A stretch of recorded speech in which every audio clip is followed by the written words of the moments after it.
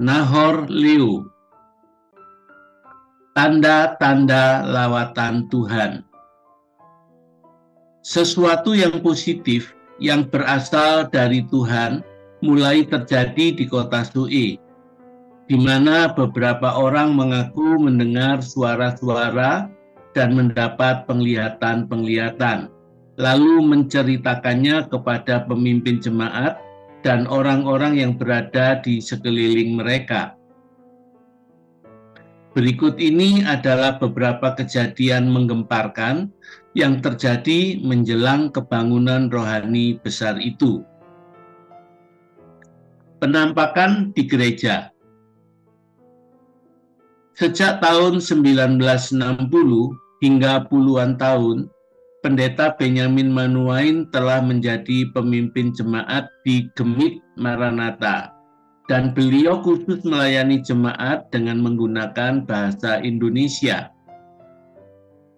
Sedangkan Pendeta JME Daniel melayani jemaat dengan menggunakan bahasa daerah, sekaligus merangkap sebagai ketua klasis Gemit. Peristiwa ini terjadi sekitar bulan Juni sampai Agustus 1965. Ketika itu Pendeta Benyamin Manuain sedang berkhotbah dalam suatu kebaktian di gereja. Khotbah tersebut mengupas perempuan Samaria yang mengambil air di sumur Yakub, kemudian bertemu dengan Yesus dan terjadilah percakapan. Yohanes 4 ayat 1 sampai 42. Sementara khotbah sedang berlangsung, tampak seorang jemaat wanita tertawa sambil memandang ke depan. Setelah itu ia tersenyum dan tertawa lagi. Hal tersebut berlangsung terus selama kebaktian. Melihat hal itu, Pendeta Benyamin Manuain berpikir bahwa wanita itu mungkin menderita gangguan jiwa. Wanita itu tertawa, namun tidak mengganggu jemaat yang lain dan tidak mengganggu suasana kebaktian. Serta tertawanya pun hanya untuk dirinya sendiri, sehingga tidak terkesan ribut atau gaduh.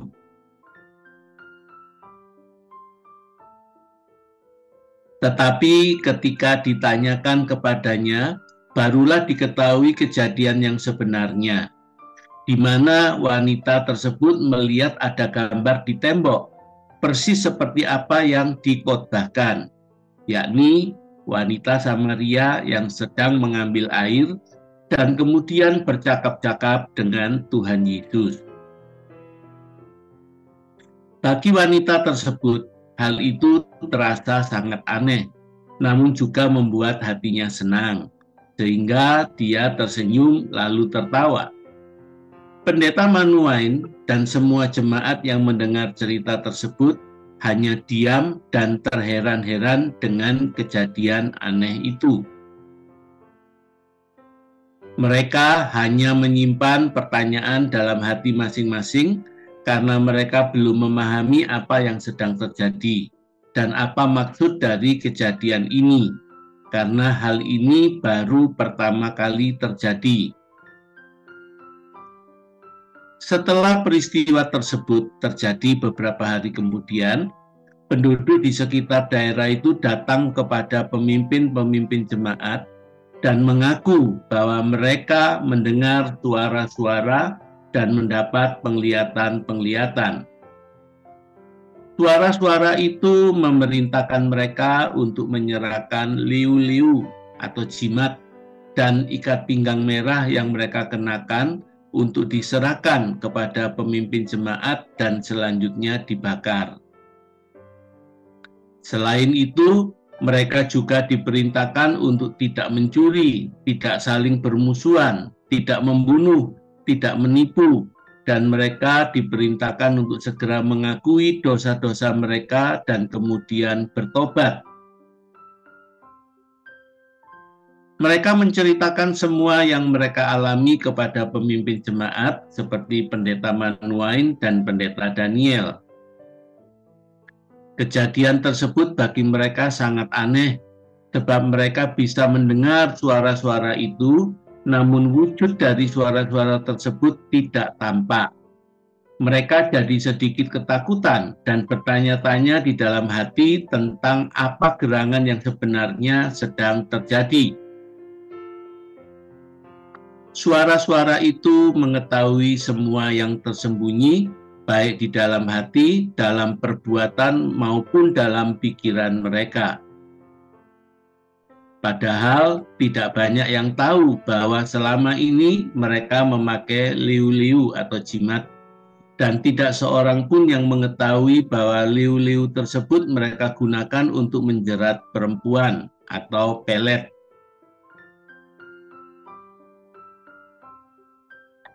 Nahor Liu menerima panggilan Tuhan. Nahor Liu adalah seorang pemuda tamatan SMP yang berprofesi sebagai pelari dalam taruhan judi di pasar untuk mendapatkan uang. Agar selalu menang, Nahor Liu menggunakan liu-liu atau jimat berupa ikat pinggang yang diikat dengan kain merah yang di dalamnya ada sebuah batu dan akar bahar sebagai jimatnya. Nahor tinggal di rumah pendeta J.M.E. Daniel, satu dari dua gembala Gemit Maranatha, karena mereka juga masih kerabat, ada hubungan darah. Nahor Liu bertobat dan pertama kali mengenal Kristus oleh pelayanan kelompok Dia Ratualu. Tak lama kemudian ia menerima panggilan Tuhan. Pada suatu hari ketika sedang tidur, Nahor melihat ada seseorang mendatanginya. Orang tersebut hanya terlihat dari bahu ke atas, tapi wajahnya bercahaya sehingga tidak terlihat. Orang tersebut menanyakan liu-liu yang disimpan oleh Nahor Liu, lalu memerintahkannya untuk dikeluarkan dan dibakar. Nahor mencoba menghindar dengan menyangkalinya. Tetapi karena didesak terus, akhirnya ia mengeluarkan liu-liu dari tempat persembunyian untuk dibakar. Nahor akhirnya mengenal pribadi itu adalah Yesus, Tuhan dan Juru Selamat pribadinya.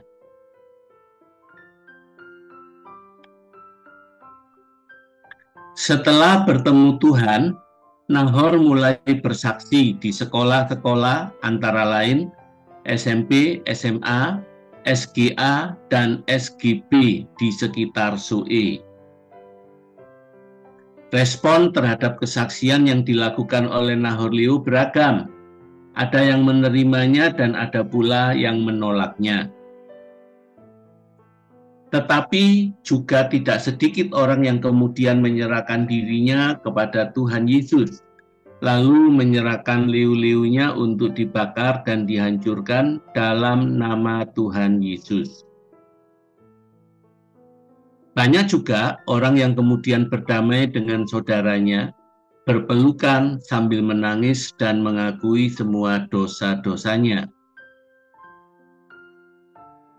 Tetapi ada juga yang menolaknya karena mereka mengira bahwa ia sudah gila dan mereka berkata, Nahor Liu sering menggunakan liu-liu, makanya sekarang dia menjadi gila. Di antara orang-orang yang menyerahkan diri kepada Tuhan Yesus Kristus, ada guru-guru dan pegawai kantor. Peristiwa di atas terjadi pada bulan September 1965. Selain bersaksi, Nahor juga mendoakan orang-orang sakit. Suatu ketika, Bapak Joseph Christian melihat ia berjalan sambil membawa sebuah peluit dan senter. Ketika ditanya untuk apa membawa sebuah peluit dan senter, Nahor menjelaskan bahwa peluit dipergunakan untuk membuktikan apakah penderita tuli yang ia doakan sudah dapat mendengar. Sedangkan senter untuk membuktikan apakah penglihatan orang yang tadinya buta setelah ia doakan sudah dapat melihat. Suatu kali, Nahor Leo mendapat panggilan Tuhan seperti Yohanes Pembaptis. Nahor segera berlari keliling kota Sui sambil berteriak-teriak, "Bertobatlah kalian, karena kerajaan Allah sudah dekat." Perkataan itu diteriakkannya berulang-ulang. Karena dianggap mengganggu ketenangan masyarakat dan bisa menimbulkan kekacauan, polisi menangkap Nahor Leo. Ia dianggap mengalami gangguan jiwa alias sudah gila. Tapi saat diinterogasi polisi, Nahor bisa menjawab semua pertanyaan dengan baik dan benar. Tidak mungkin orang gila bisa menjawab seperti itu. Akhirnya, Nahor dibebaskan polisi dengan peringatan agar tidak berteriak-teriak lagi karena bisa menimbulkan kegaduhan. Nahor Leo perlu mencari cara baru untuk menyampaikan pesan Tuhan. Ia minta izin pamannya, pendeta J.M.E. Daniel, untuk menyampaikan pesan Tuhan dengan meminjam tempat di gereja Maranatha. Pada masa itu, Gemit Maranatha adalah satu-satunya gereja di kota Sue. Biarpun ada banyak keraguan, akhirnya pendeta Daniel memberikan izin.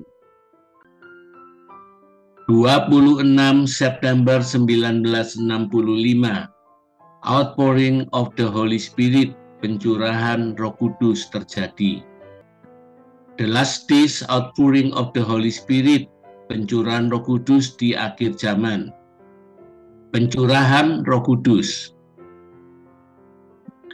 Puncak kegerakan itu terjadi pada saat kebaktian di Gereja Maranatha pada tanggal 26 September 1965 yang dimulai sejak pukul 16.00 dan kemudian berakhir pada pukul 23.00 yang diawasi oleh pendeta J.M.E. Daniel dan pendeta Benjamin Manuain. Hari itu, Nahor Leo mengundang masyarakat Sue untuk berkumpul di Gereja Maranatha karena ada pesan Tuhan yang akan ia sampaikan. Pada sore itu, banyak sekali masyarakat Sue, khususnya kaum muda yang hadir memenuhi ruangan ibadah. Mereka dipenuhi rasa penasaran, ingin tahu pesan Tuhan apa yang akan disampaikan oleh Nahor Leo.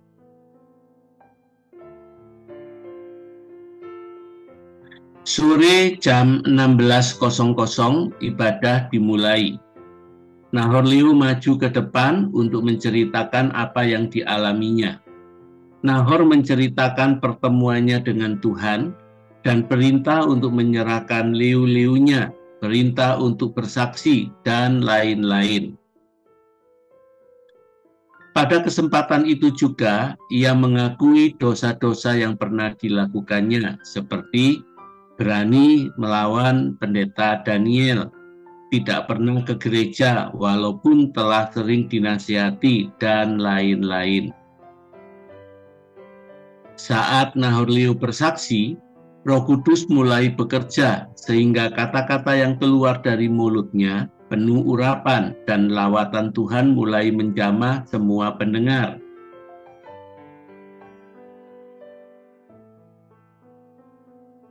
Hal-hal yang selama ini dianggap benar ternyata tidak sesuai dengan kehendak Tuhan. Kemudian ada yang mulai menangis dan mengakui dosa-dosanya. Di sisi lain, ada yang mengucap syukur atas kebaikan Tuhan. Ada pula yang memuji Tuhan. Suara yang terdengar semakin lama semakin keras, lalu terdengar seperti ada kegaduhan yang berkembang menjadi keributan besar. Suasana menjadi sangat riuh dengan teriakan penyesalan atas dosa-dosa yang telah mereka perbuat. Seruan-seruan pengucapan syukur juga turut meramaikan suasana malam itu. Kesaksian yang semula disampaikan dengan biasa-biasa saja oleh Nahor Leo, sesuai dengan pimpinan Roh Kudus, berkembang menjadi suatu kebangunan rohani besar yang mengubahkan hidup banyak orang malam itu. Roh Kudus mulai menyadarkan semua hadirin akan dosa-dosa mereka. Maka terjadilah kebangunan rohani besar yang mengubahkan hidup banyak orang pada malam itu. Semua yang masih tersembunyi dan peristiwa yang sudah tidak teringat lagi disingkapkan oleh Roh Kudus. Melalui Nahor Leo, Tuhan Yesus mengatakan agar mereka segera berdamai dengannya, mengaku dan meminta pengampunannya. Nahor Leo mengalami karunia marifat sambil menunjuk orang-orang tertentu yang harus melakukan pemberesan. Ia berkata, "Jangan lagi menggunakan liu-liu, berdamailah dengan saudaramu, bertobatlah, dan lain sebagainya." Karunia marifat mengalir dengan limpahnya, dan semua yang tersembunyi dalam hati manusia disingkapkan oleh Roh Kudus, sehingga tidak ada yang dapat menyembunyikannya, dan tidak ada yang dapat lari dari hadapan Tuhan. Semuanya menjadi telanjang dan terbuka, kelihatan di hadapan Tuhan. Semua yang hadir waktu itu mengalami lawatan Roh Kudus.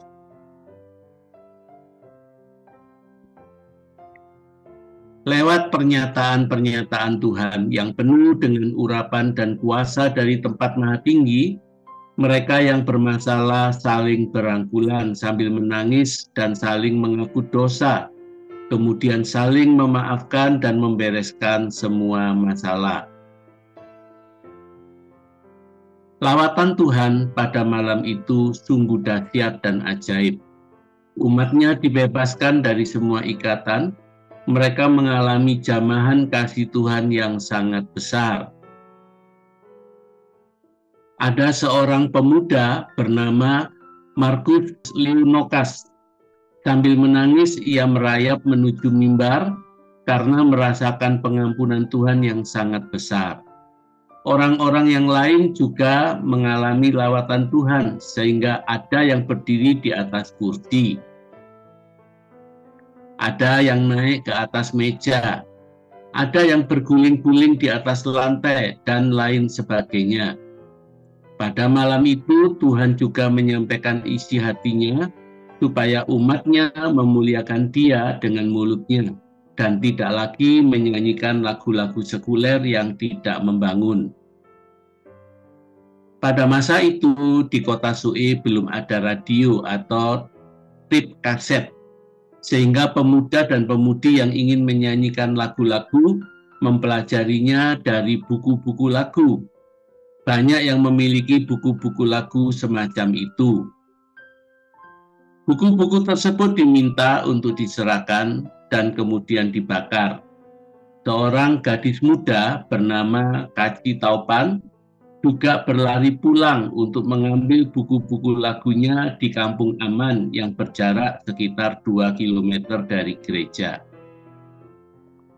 Suasana kebaktian pada malam itu tidak seperti biasanya yang selalu tenang, tetapi menjadi ribut dan riuh karena dipenuhi dengan teriakan dan raungan penyesalan atas dosa yang telah mereka perbuat.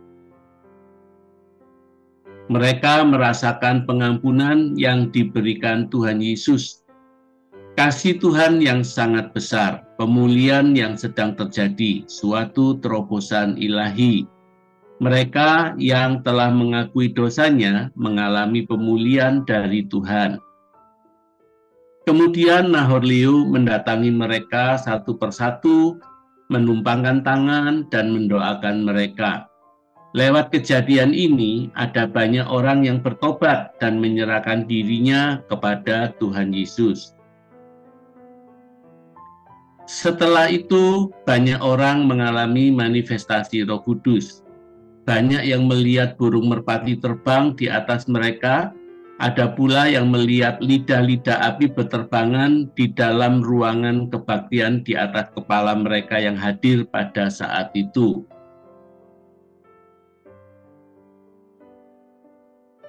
Di akhir kebaktian, Nahorleo kembali mengundang mereka untuk menghadiri pertemuan yang akan diadakan keesokan harinya pada pukul 10 di tempat yang sama. Karena menurut Roh Kudus ada pengajaran dan pesan yang ingin Tuhan sampaikan pada kebaktian lanjutan besok 27 September 1965. Terbentuknya tim-tim penginjilan. Pada kebaktian keesokan harinya, ada pernyataan bahwa semua orang harus hadir lagi pada tanggal 28 September. Karena Tuhan akan menunjuk secara langsung orang-orang yang akan diutus untuk melayani ke berbagai tempat yang akan ditunjukkan dan dituntun oleh Roh Kudus. Keesokan harinya, 28 September, ketika semua telah berkumpul, Roh Kudus mulai menunjuk langsung orang-orang yang akan pergi melayani bersama dengan Nahorleo sebagai ketuanya. Nomor urut tim diberikan oleh pendeta JME Daniel sebagai ketua klasis saat itu, sehingga mudah untuk didata dan diarahkan. Mereka yang ditunjuk untuk melayani disuruh oleh Roh Kudus untuk melapor kepada pemimpin jemaat pendeta JME Daniel. Hari itu, 28 September, terbentuklah tim 1. Setelah tim 1, kemudian terbentuk lagi tim 2, tim 3, tim 4, dan seterusnya. Hingga dalam waktu 3 bulan saja, jumlahnya mencapai 75 tim.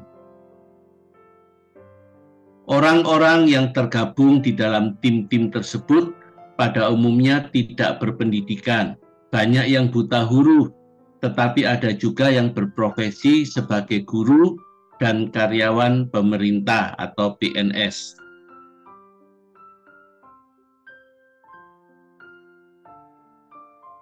Belajar mengikuti pimpinan Roh Kudus. Semua orang yang tergabung dalam tim-tim tersebut dipilih langsung oleh Roh Kudus dan melaporkan diri pada pendeta setempat, yaitu pendeta JME Daniel dan pendeta Benyamin Manuain. Setelah itu, mereka lalu didoakan untuk pergi melayani mengikuti pimpinan Roh Kudus. Dan setelah selesai melakukan pelayanan, mereka datang kembali untuk melaporkan hasil pelayanannya kepada pemimpin jemaat. Sementara itu, mereka juga tetap tinggal dalam persekutuan dan pergumulan doa untuk mendapatkan petunjuk dari Roh Kudus. Apapun yang mereka dengar dari Roh Kudus akan mereka lakukan. Jika ada sesuatu yang tidak beres terjadi pada salah satu anggota tim, maka akan ada halangan atau kesulitan yang memberi petunjuk bahwa ada dosa, kebencian, persungutan, amarah, dan lain-lain yang harus segera dibereskan.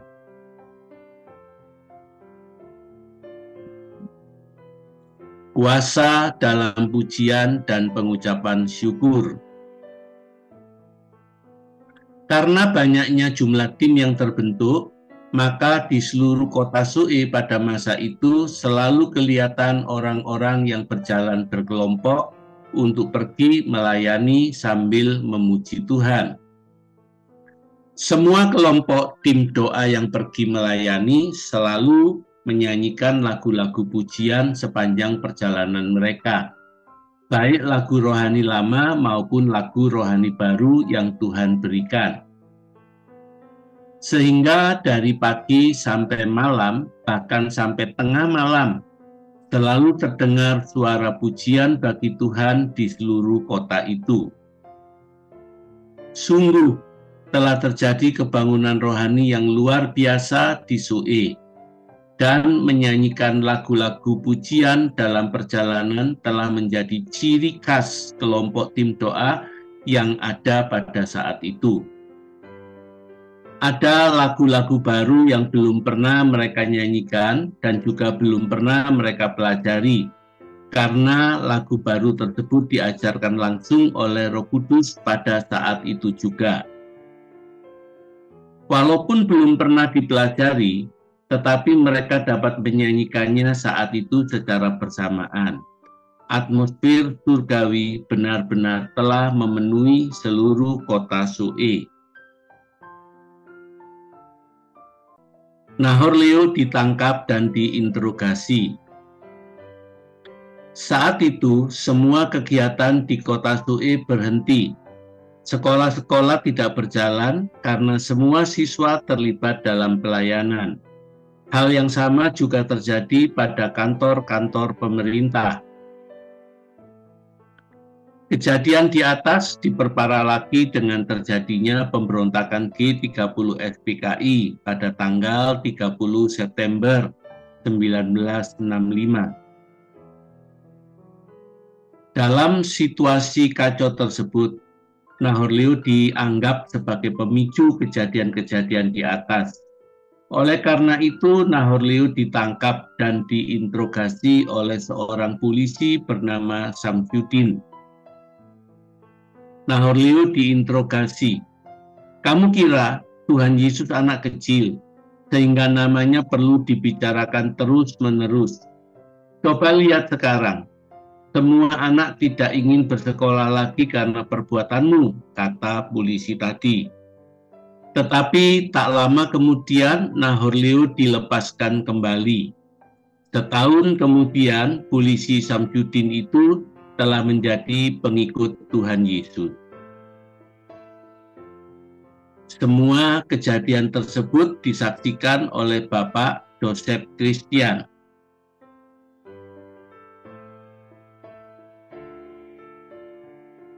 Disadur oleh suara pemenang dari berbagai literatur dan sumber internet. Reinhard Bonnke berkata, "Gereja yang tidak mencari jiwa-jiwa yang terhilang adalah gereja yang terhilang.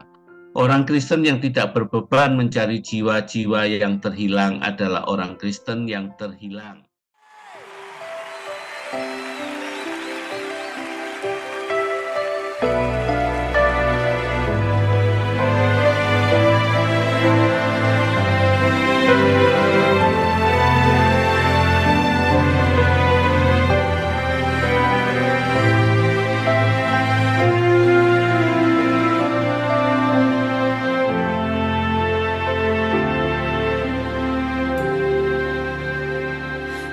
Hatimu